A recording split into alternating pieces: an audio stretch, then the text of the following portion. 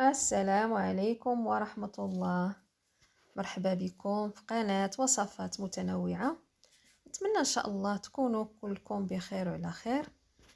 اليوم إن شاء الله غادي نديرو وصفة كما كتلاحظوا، وصفة ديال الكرعين ديال العجال أولا ديال البقر، يعني بحال الكرعين ديال البقر. دابا دخل البرد ودخلت الشتاء، يعني كنبغيو بحال هاد الوصفات. غندير الكرعين مع اللوبيا الحمراء ماشي البيضاء، كيكونوا يعني بحال.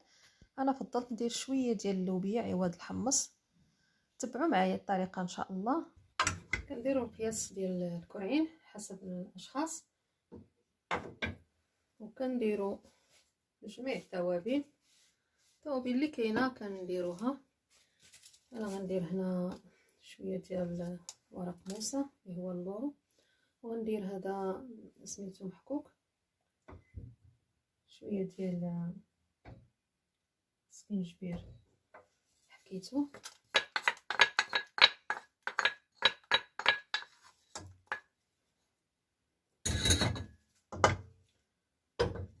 وغندير ثومه حتى هي نقطعها اطراف ولا انا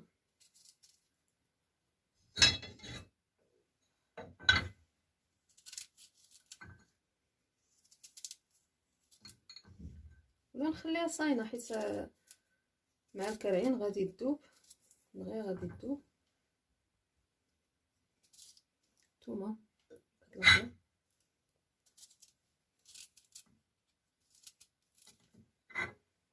تاع الثومه،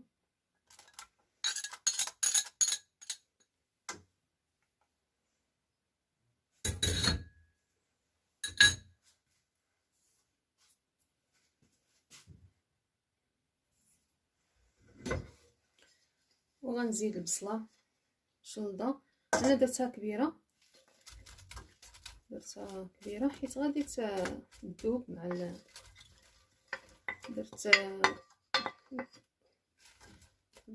البصله البيضاء وديك البصله الخضاريه حتى هي. ونديروا التوابل اللي عندنا ديال التوابل كنديروها. غندير شويه ديال الملح ديال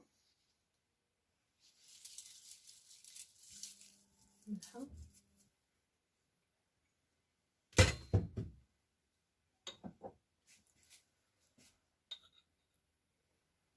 غادي ندير خرقوم، 2 معالق صغار ديال الخرقوم،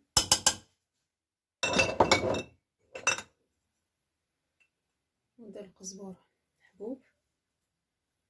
المهم العطريه هي اللي كاينه كديروها، كديروا الكمون، كديروا السكينجبير. انا ديجا درت السكينجبير.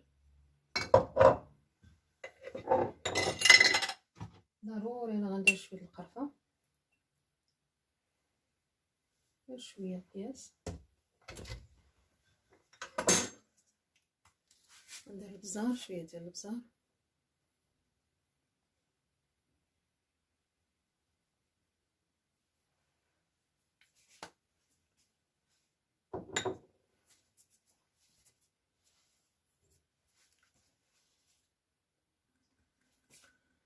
دابا غادي نزيدو زيت الزيتون تقريبا نص ديال الكاس.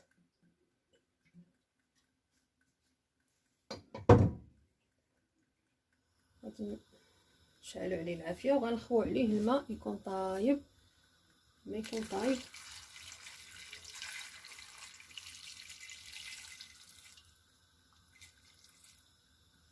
صافي.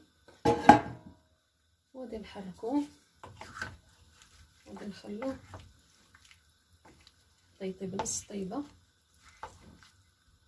وغنبقاو نشوفوه مره.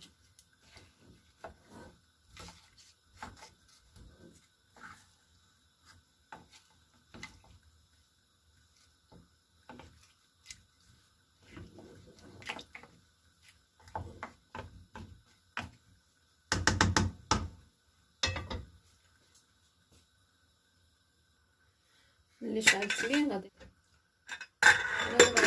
الكوكوط وغادي نخليها حتى تصفر، يعني غندير ليها نشعل عليها نار قويه، غادي نخليها حتى تصفر، عاد غادي نقص عليها العافيه.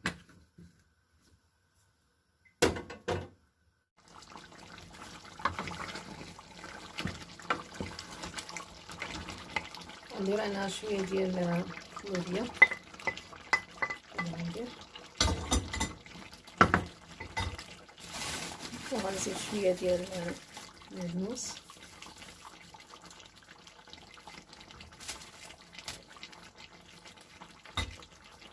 صافي غنسد عليها واحد تقريبا 5 دقائق ان شاء الله غادي تكون واجده.